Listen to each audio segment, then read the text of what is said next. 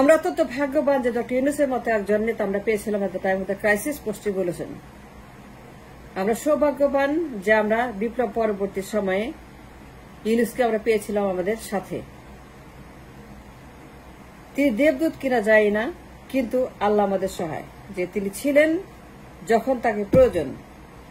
আমরা অত্যন্ত সৌভাগ্যবান একটি জাতি যে at the time of the crisis by হাসিনার ক্রাইসিস পোস্ট রিভলিউশন যে অবস্থা সৃষ্টি হতে পারত, আক্রমণ হতে পারত, দখল হতে পারত, ইন্ডিয়া আক্রমণ করত, মিয়ানমার করত, চীন করত, রাশিয়া করত, অনেক কিছু হতে পারত। Two counter all of them Yunus তাদের কি করতেন? শত্রু তো শেষ নাই। এই বিপ্লবের পরে, হাসিনার ক্রাইসিসের পরে, হাসিনা ধ্বংসযজ্ঞ করেছে গত 16 বছর। এই গণহত্যার পরে, এই ফ্যাসিবাদের পরে, যখন আন্তর্জাতিক মহল সক্রিয় to invade the nation, to destroy the nation again, তাকে ক্ষমতায় বসাবে, আওয়ামী লীগকে আবার পুনরুজ্জীবিত করবে, নির্বাচনে আনবে, দল গঠন করবে, এইগুলো ষড়যন্ত্র হচ্ছে বাইরে থেকে, ইন্ডিয়া থেকে, চীন থেকে, মিয়ানমার থেকে, রাশিয়া থেকে। তো সবাই ঐক্যমতের ভিত্তিতে ষড়যন্ত্র করে দেশের বিরুদ্ধে। যদি ইউনূসের মতো একজন যোগ্য লোক না থাকতো আমরা কি করতাম বলেন? কে ঠেকাইতো ইন্ডিয়াকে? কে ঠেকাইতো চীনকে? এই ক্ষমতা আমাদের আছে? আর কার আছে বলেন? আর কে যোগ্য লোক আছে? আর কে যোগ্য লোক আছে ইউনূসের মতো? এবার চিন্তা করেন আমরা কত ভাগ্যবান, আমরা কত বড় সৌভাগ্যবান জাতি যে বিপ্লবের পরে, মহান বিপ্লবের পরে ইউনূসকে পেয়েছি to save the nation from the hands of the attacker, আক্রমণকারী। ইউনূস না থাকলে পরে তারা কবে আক্রমণ করত? ইন্ডিয়া আক্রমণ করত, চীন করত, তারা মুখিয়ে ছিল। ইউনূসের কারণে পারতেছে না, ইউনূসের কারণে তারা কেউ আক্রমণ করতেছে না। তারা আক্রমণ করত, তাদের আক্রমণ কারণ আছে, যথেষ্ট কারণ আছে। চীনের কারণ আছে, ইন্ডিয়ার কারণ আছে, মিয়ানমারের কারণ আছে, রাশিয়ার কারণ আছে, সবারই স্বার্থ আছে, সবাই ইনভেস্টমেন্ট আছে, সবার প্রোডাকশন আছে। হাসিনা সবার প্রিয়। এই হাসিনা ক্রাইসিস সময়ে যদি আমরা ইউনূসকে না পাইতাম, এই প্রতি বিপ্লব, প্রতিক্রিয়াশীল ইনভেশন, যুদ্ধ, গৃহযুদ্ধ কে আমাদেরকে সেভ করত? কে সেভ করতো বলেন? চিন্তা করে বলেন তো, কে আমাদেরকে রক্ষা করত এই বিপ্লবের পরে? যদি তিনি হাল না ধরতেন, যদি না থাকতেন, তাইলে পরে চীনের হাত থেকে, ইন্ডিয়ার হাত থেকে কে রক্ষা করত? দুইটাই তো ষড়যন্ত্রকারী, দুইটাই তো এই দেশে ধ্বংস করছে 16 বছর। এই দুই গুন্ডা পান্ডার দেশ, দুই বদমাইশের দেশ, দুই হারামজাদার দেশ, দুই শয়তানের দেশ। কে রক্ষা করতো চীনের হাত থেকে, ইন্ডিয়ার হাত থেকে, মিয়ানমার হাত থেকে, পুতিনের হাত থেকে? এই যে রূপপুর প্রকল্প, যে পরিমাণ ইউরেনিয়াম রাখছে, 1 ঘন্টার মধ্যে কোটি কোটি লোক মরে যাবে। যে ইউরেনিয়াম আছে রূপপুরে, এই ডেঞ্জারাস প্রোডাক্ট যে বিষ রেখে গেছে শেখ হাসিনা এই রূপপুরে, 1 ঘন্টার মধ্যে কোটি কোটি লোক মারা যাবে। যদি পুতিন, যদি ইন্ডিয়া যদি সুযোগ পায়, ইন্ডিয়া সুযোগ পাবে না। ইন্ডিয়ার হাতে সুযোগ ছিল, এই রূপপুরের সুযোগ ইন্ডিয়ার হাতে ছিল। ইন্ডিয়া এটা one of the partner for the Rooppur প্রকল্প। পোস্ট রেভলিউশন যদি ইউরেনিয়াম ছাড়তো ইন্ডিয়া, কেউ জানতেন না, কেউ বুঝতেন না। দেশে কোটি কোটি লোক মরে গেছে, সাদা শিকারী লাশ। ইনভেট করতে পারত ইন্ডিয়া, যুদ্ধ শুরু করতে পারত, গণহত্যা চালাতে পারত। যদি ইউনূস না থাকতো, কে রক্ষা করত? আমরা অত্যন্ত সৌভাগ্যবান একটি জাতি যেটা ইউনূসের মতো একজন নেতা আমরা পেয়েছি at the time of the crisis when the country was in turmoil. বিপ্লব করা এক জিনিস আর রক্ষা করা আরেক জিনিস। বিপ্লব কঠিন জিনিস, রক্ত দিয়েছে, অনেক মানুষ মারা গেছে, ছাত্র মারা গেছে।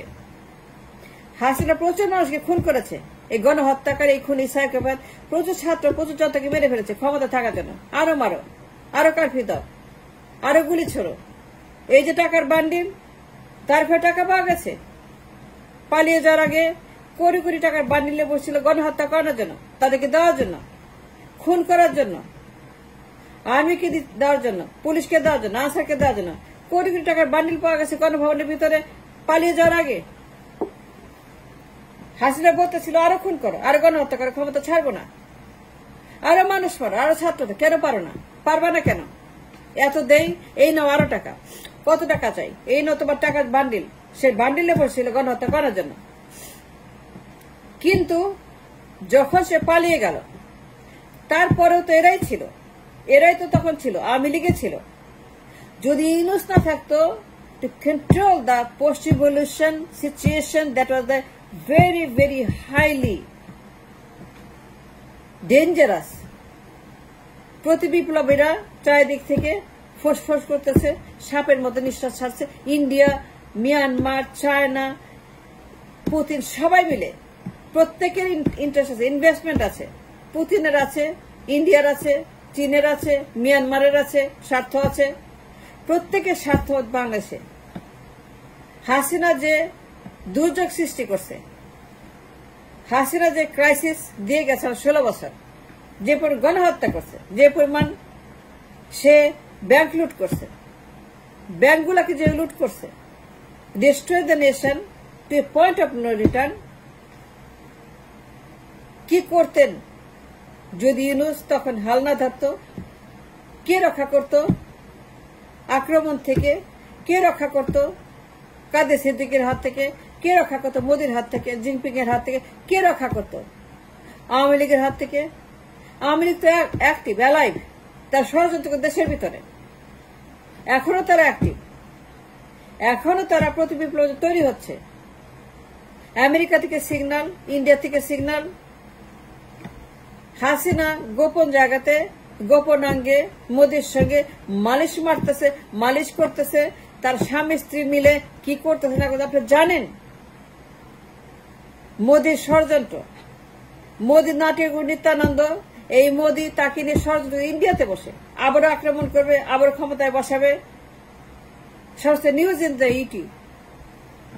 মোদি বসে নাই, হাসিনা বসে নাই, সজীব বসে নাই, পুতুল বসে নাই, রেহানা বসে নাই, টিউলিপ বসে নাই, ববি বসে নাই। সারা গোষ্ঠী তারা active to come back into power for the return of the same fascism in no time. এই যে ভ্যাকেন্সি, ভ্যাকুয়াম, ইউনূস যদি না থাকতো কি করতেন আপনারা? কল্পনা করতে একবার যে বিপ্লব শেষ, বিপ্লব হয়ে গেছে, পালিয়ে গেছে হাসিনা, কিন্তু সিচুয়েশন কন্ট্রোল করার মতো to take over the post revolution time কেউ নাই, কাউকে পাওয়া যাচ্ছে না। এই সিচুয়েশন হ্যান্ডেল করার মতো, বিপ্লবের পরবর্তী বিপ্লব হ্যান্ডেল করার মতো, এই যে বিপ্লব হচ্ছিল পোস্ট হাসিনা এই দেশে, যদি ইউনূস না থাকতেন তাহলে কি করতাম আমরা? বলেন আমাকে। আক্রমণ করতো, ইন্ডিয়া আক্রমণ করতো, চীন করতো, যুদ্ধ শুরু করতো, ইউক্রেনের মতো, মিয়ানমারের মতো, সাউথ সুদানের মতো, সিরিয়ার মতো, লিবিয়ার মতো যুদ্ধ শুরু করতো। তো কি করতাম আমরা বলেন? আরো ভাগ্যবান যে ইউনূস ছিল। স্বীকার করেন না করেন, মানেন না মানেন, I don't care, but the best of my understanding যে আমরা অত্যন্ত সৌভাগ্যবান জাতি যে আমরা at the time of the crisis, at the time of the turmoil, at the time of the post-revolution era, Dr. Yunus তিনি ছিলেন বলেই আক্রমণ হয় নাই, দেশের ভিতরে গণহত্যা শুরু করে নাই। এই রয় গণহত্যাকারীরা দেশেই ছিল। ইউনূস না থাকতে পরে গণহত্যা শুরু করতো এই রয়ের এজেন্টরা।